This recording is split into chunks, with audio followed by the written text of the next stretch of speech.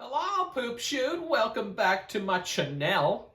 Sorry if the lighting's a little dark. I've been waiting for like a nice sunny day to do this on, and we're just not getting the sunny day I'm looking for. So this is the best it's gonna get until tomorrow when it's probably super sunny. But anyways, 5 more things, most of them books.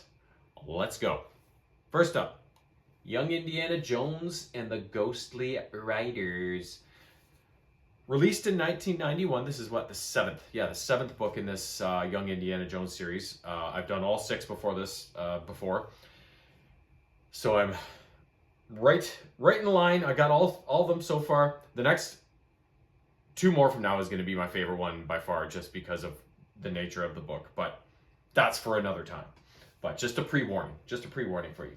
But in this one, it's October of 1913, and Indy, apparently at that Charrington Academy, the private school he goes to, the students are off for like a Halloween holiday break. So Indy decides, or gets the invite, to go with a classmate of his named Cerdic Sandyford to go back to Wales, where this kid is from, and spend the break with him there. So they do that. They take the train, and on the way in, Cerdic is telling Indy about his father's business. His father owns a coal mine and is a real well-liked runner of this coal mine. He's very fair to the workers. He gives them all sorts of perks and benefits and everything, whereas all the other mine owners in the region treat their people like shit.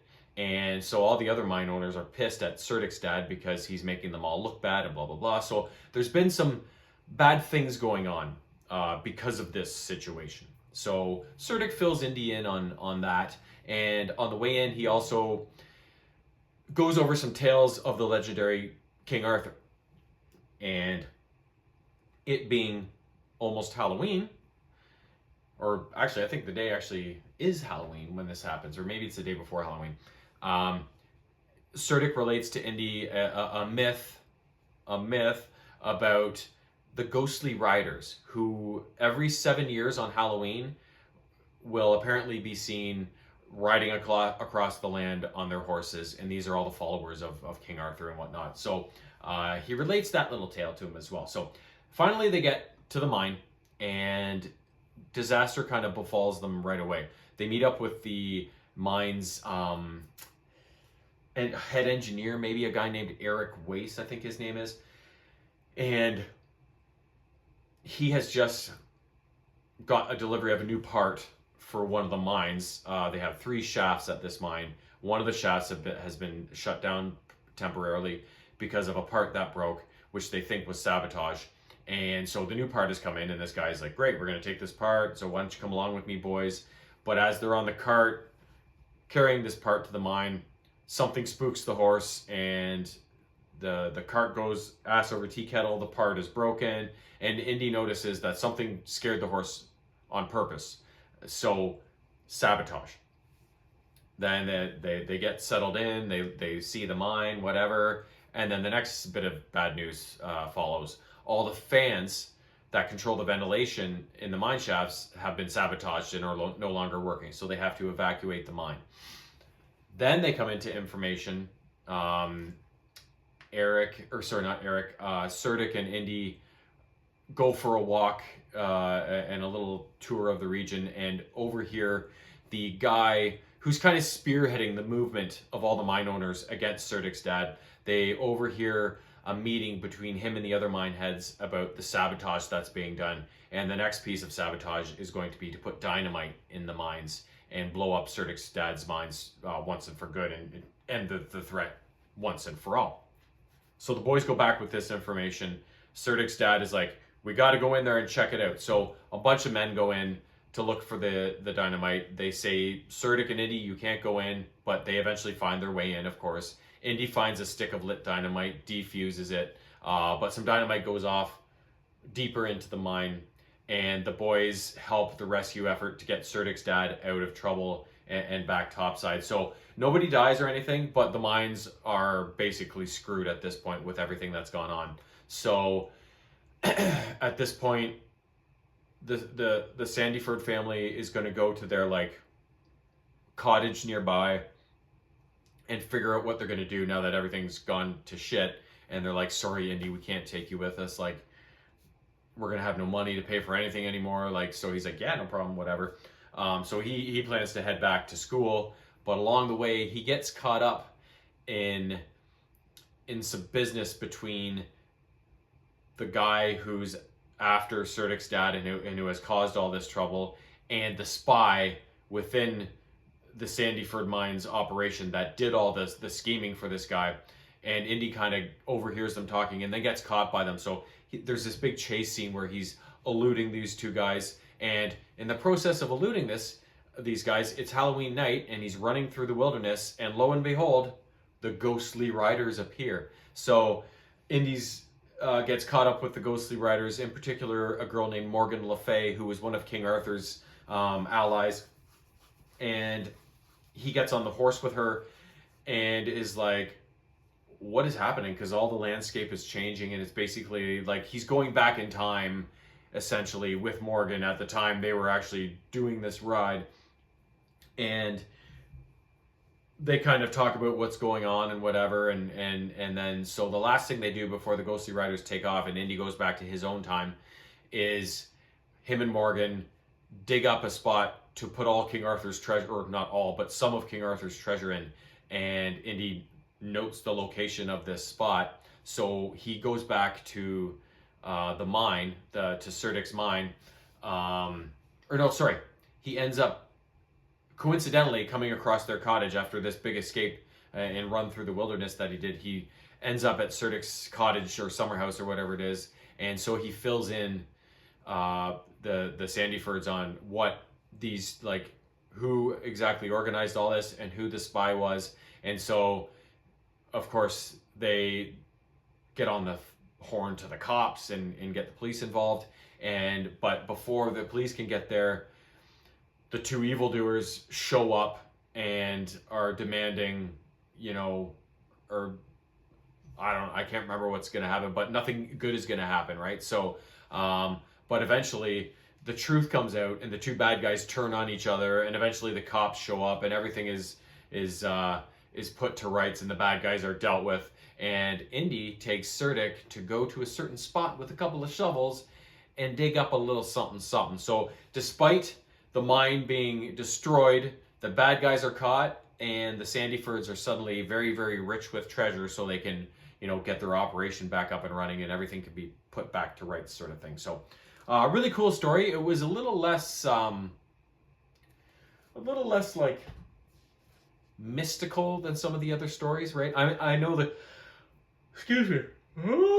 I know the ghostly rider showed up and everything, but usually in these Indiana Jones stories, there's a little more ghostly, mystical, otherworldly element that takes more of a spotlight in the story rather than just kind of a brief kind of scene sort of thing. So not that I didn't like the story because of it, I just thought it was a little different.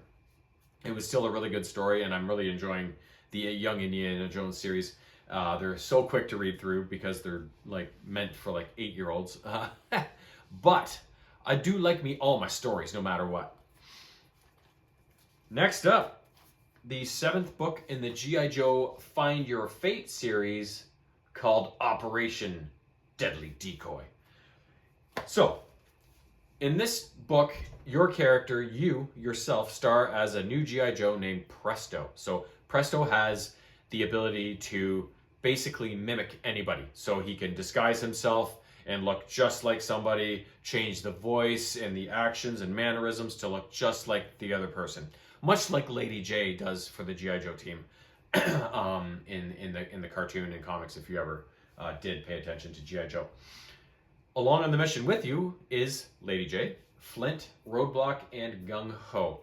So what's happening is the Chinese premier is flying in to meet with the President of the United States and do some talks between the two nations. The Joes know that Cobra is going to be all over this and try and botch the situation so that they can start a big dust-up between China and the U.S. and take advantage of all that chaos. So the Joes have 2 different plans of actions that you can choose from as you're reading through the book. The first one is to let it slip to Cobra that the GI Joes are building a new base, a new pit in Northern California. So Cobra will be so obsessed, and they've always been so obsessed with finding the GI Joe base, that getting this news will totally distract them from the whole Chinese premiere thing, and they will go after the Joe's base. The other path you can choose to take is that there's a world circus going on in Berlin, Germany, and they are going to make you, Presto, pose as the Chinese premier's son, or no, the president's son, maybe. Yeah, the president's son. And attend this circus so that Cobra will be like, ooh, we're going to kidnap the president's son and hold him hostage and demand all sorts of shit, right? So those are the two options you can choose from. And the story, of course, all unfolds from there. So on this one, I didn't get the story right the first time through, but I did get it right on the second time through. So it was much better than my last couple performances on these G.I. Joe and Transformers Find Your Fates. Really fun story. The book was released in 1986, and I love this shit, man. Just like the Young Indiana Jones series, except this is G.I. Joe, and it's like a choose-your-own-adventure novel, so it's just like, mwah. Next up, book 5 in the Transformers Find Your Fate series, called, what was it called? Desert Flight. So, also released in 1986. This one features a bunch of the mini-cons. Cosmos, Beachcomber, I think Windcharger shows up in there. Of course, Optimus Prime's in there. I think Sunstreaker maybe Jazz. No, I can't remember exactly now. But essentially what's happening is the Autobots are kind of, things have been peaceful, but suddenly out in the desert, the Autobots get wind of some weird explosions and rumblings out there. So Cosmos is the bot that's first on scene because he's a UFO type spaceship, so he can fly around and kind of monitor from the skies. And he discovers some sort of secret Decepticon base out in the desert, and they are doing some sort of weird things with explosions. It's actually Dirge, I think, who's causing these explosions to draw the Autobots to the region. And once the Autobots are drawn there, the Decepticons unleash the weapon that they've been working on, which is a weapon that they did have on Cybertron during the war. They mentioned this in the book, but they built one for here on Earth as well, and it is an anti-gravity gun. So essentially, they can shoot the Autobots with it, and the Autobots will just helplessly float up into the air and be unable to do anything, right?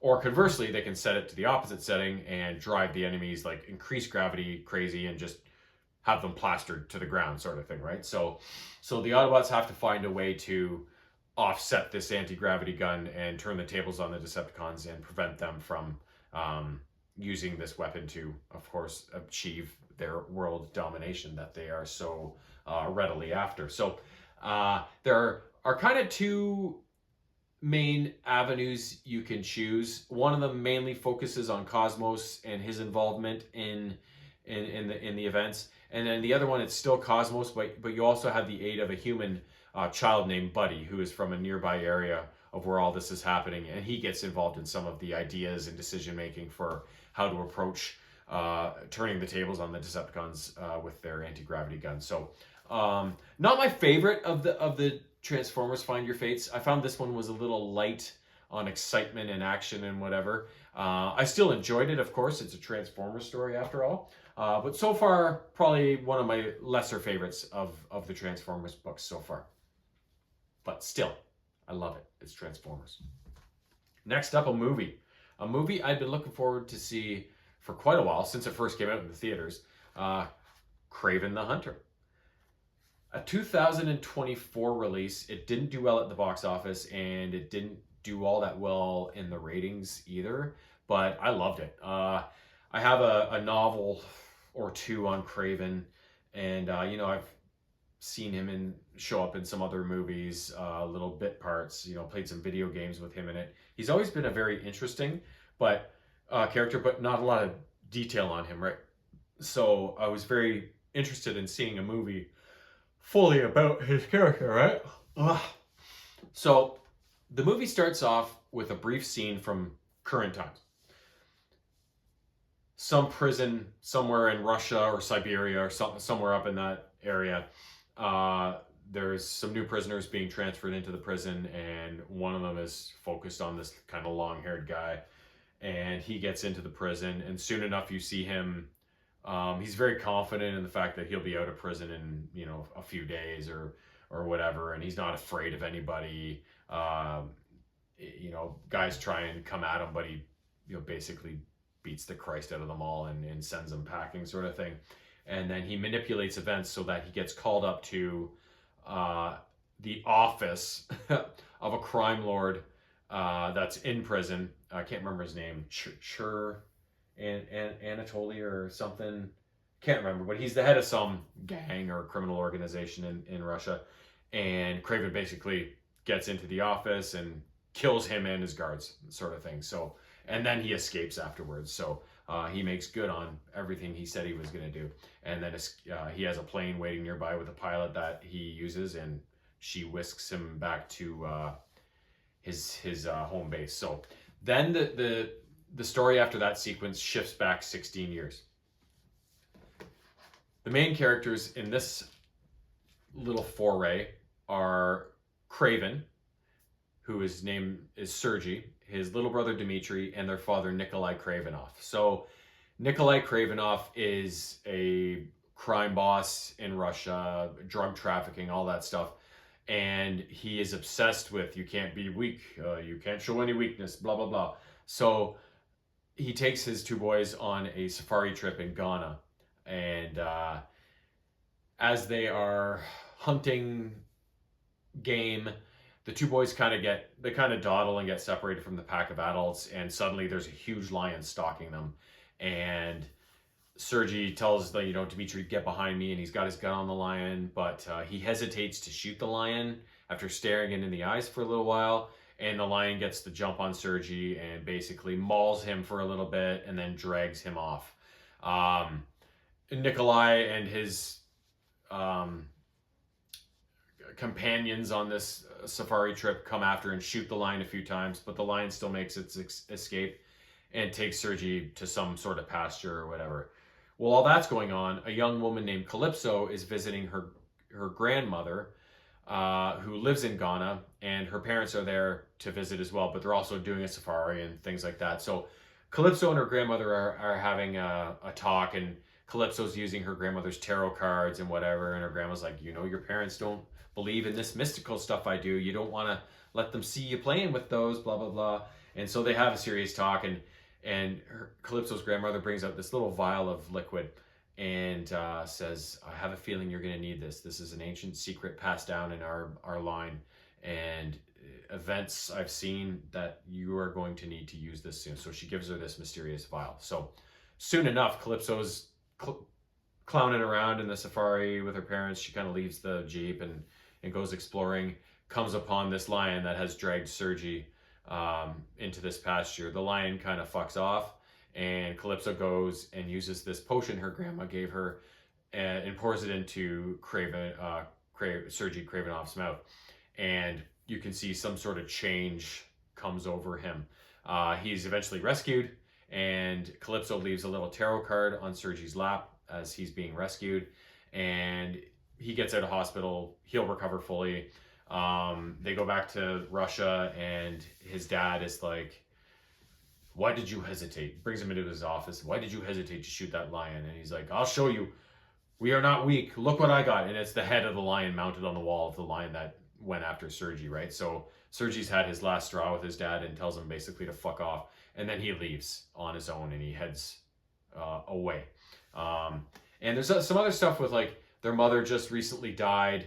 Or no, sorry, she didn't. She died when they were in the flashback 16 years ago. So their mother died, and there's, like, Nikolai kind of drove her off and kind of, like, she killed herself. So it's kind of Nikolai, it was his doing, like, and he was calling her weak and stuff, but she just offed herself because obviously this guy's a complete asshole, right? So so Sergei is basically done with his father, and so he retreats to this nature preserve that his mother owned in northern Russia, and he kind of lives there in this little dome thing, and that's kind of where he operates out of.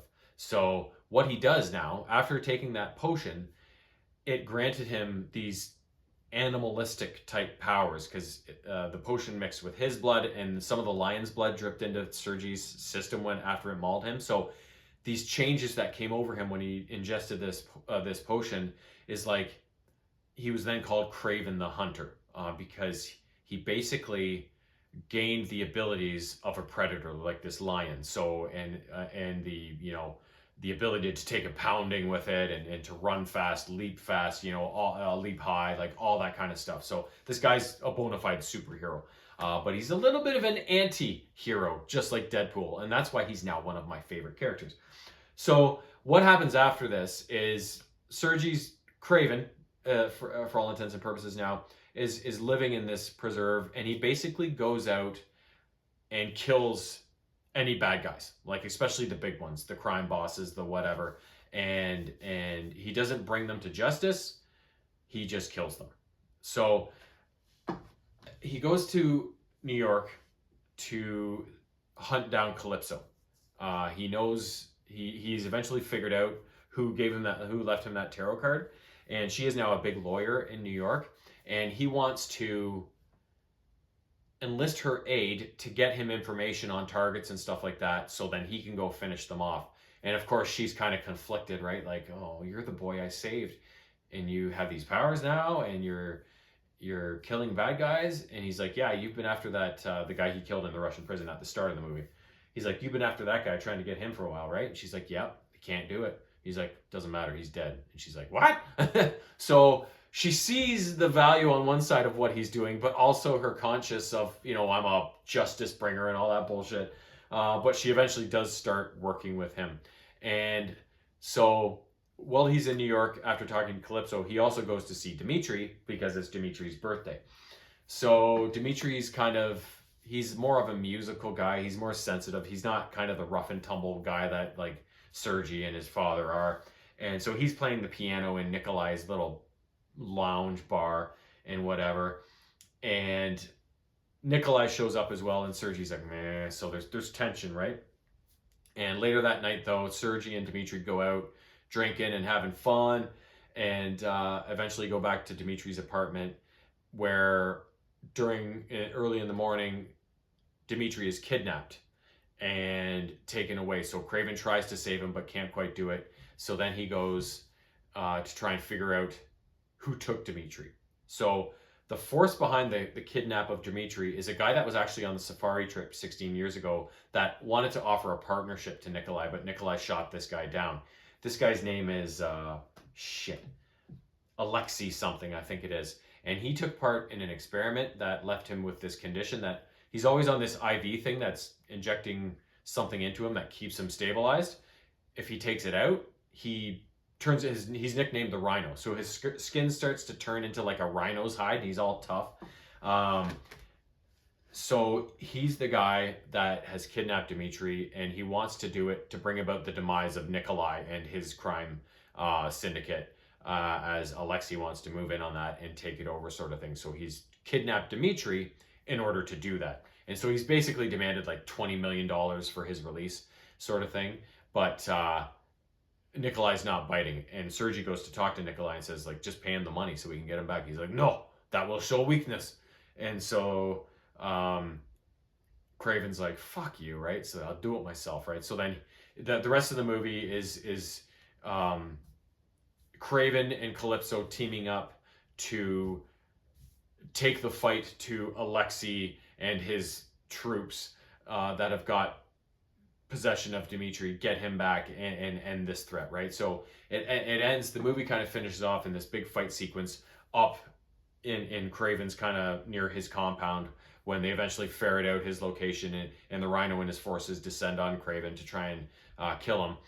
And eventually after the battle, Kraven has found out that it was actually his father that told the Rhino, or made the Rhino figure out who Kraven was and that sort of thing. And so, because Nikolai wanted Kraven to off the Rhino because Rhino was a threat to Nikolai's crime syndicate, right? So I'm not going to tell you what happened, but let's just say Kraven deals with his asshole father in a very artistic and creative way at the end of the movie. And so after that happened, it's been a year since the start of the movie, and Kraven goes to see Dimitri on his birthday in New York, and he can sense a change in Dimitri as they're sitting in Nikolai's old restaurant lounge, and like Dimitri's now acting kind of like a crime boss, and Kraven's like, Dimitri, this isn't you. Like, don't go down that road. Don't do what Dad did. He's an asshole. And Dimitri's like, and you're just like him. And Kraven's like, no, I'm nothing like him. So there's all this questions of morality in the way everybody is acting, and are we all one and the same, even in that family, and based on everybody's actions. I don't believe they are. I think Kraven killing all those assholes is nowhere close to what his father was. His father was one of the assholes, right? It's like the Deadpool. It's like, when you have criminals that are such terrible people, why go through the whole justice thing? Just a bullet in the head and it's done and over, right? Like, why send them to jail so they can continue to live on the taxpayer's dollar and eventually probably get out and organize things from within jail as well, right? So I always love the anti-hero. Like, bad guy, boom, right? Not Captain America. Oh, he needs to go to trial. Like, I'm all about the Batman type vengeance, right? Not the Cap type vengeance. So very cool kind of ending when Dimitri reveals that he has taken some sort of experiment and he is now known as, I think, the chameleon or something like that. He can change his appearance to mimic anybody he kind of sees, sort of thing. So I was hoping this was going to lead to a sequel, but reading up on the movie and how poorly it did, it sounds like that's not going to be the case. So I don't know why the movie did so poorly. The movie was fantastic. I loved every minute of it. I was real wrapped up in it, and I think Kraven's a great new character. Well, no, he's not new, but new to the screen, sort of thing. And the action and the plot in this movie, I thought was fantastic. So I think maybe because Kraven is just such a lesser known character in the Marvel universe that people just didn't want to go for it. You know what I mean? So it's too bad. But if you like the Marvel-verse, I think you should like Kraven the Hunter. It was a good movie. So pardon me if I'm wrong, but I'm wrong a lot, so it doesn't matter. Anyways, last up, a video game. A video game released in late 2025 that I downloaded on my PS5. I played through it with my buddy Simon on our game nights. I played through it on my own afterwards. This game is fantastic. One of the favorite games I've played in the last number of years. It is called Neon Inferno.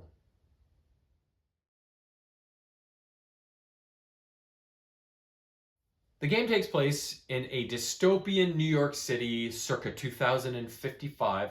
So things have gone to hell. The boroughs around New York are all contrived by different crime syndicates. The Yakuza are there. The NYPD is corrupt. So it's just chaos in New York City. And you play as two characters that are working for a fledgling crime syndicate led by a guy named Don Venatori or something like that. And so there's a guy and a girl that you can play with in the game. I forget their names. And so you can play this one or two player.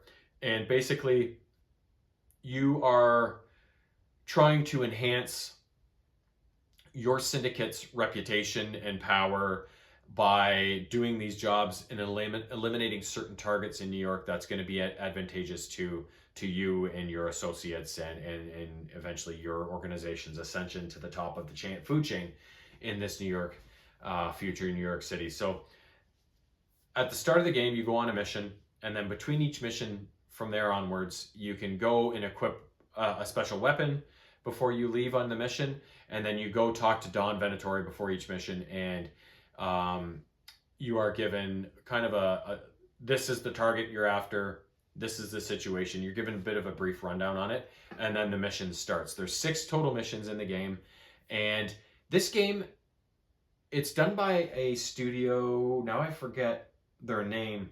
This is only their second game. Their first one is a game called Steel Assault, which I have on my Switch. I haven't reviewed it yet because I've been stuck on the final boss of the game for like 2 years, and but it's an amazing game otherwise. And I love that game so much. When I saw this and I saw the trailers for it, I was like, oh, this is a no-brainer.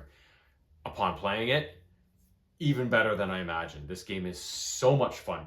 The graphics are so cool, cartoony, pixely, bright, and vibrant at the same time, also being dark and depressing because of the type of situation this city is in. The use of music to suit the mood in each level and what you're doing, as well as the lighting in the level and some of the smoke that they use to conceal things. It's just a really cool looking game.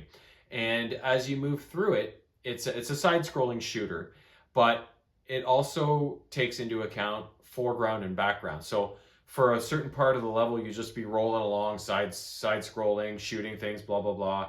Then all of a sudden, you'll reach a sequence where some enemies are also attacking from back in the screen. So then you can press I think it's L1, and a targeting reticle will come up, and you can move it around and shoot people in the background, like one of those shooter games, like Operation Wolf and stuff like that.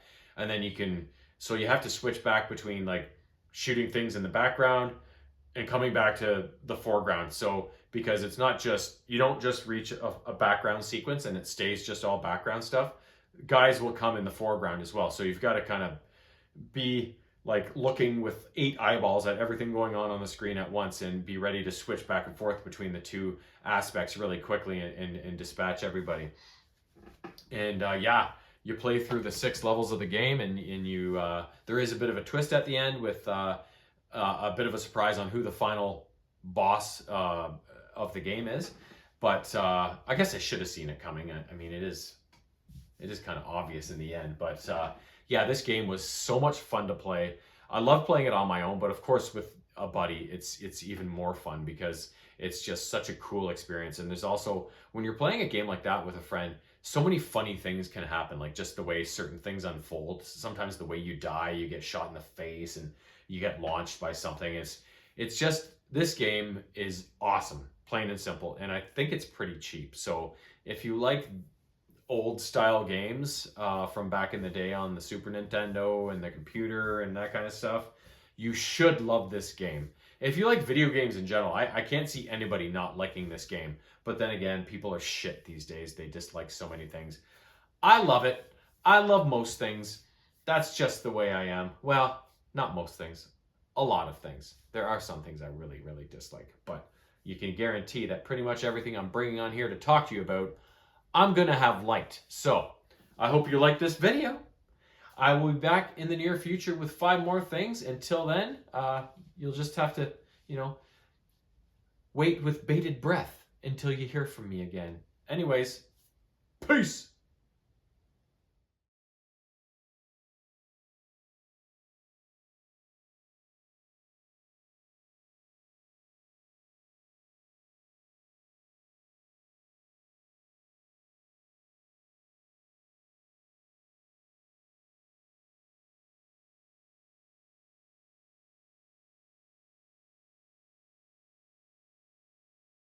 Meow.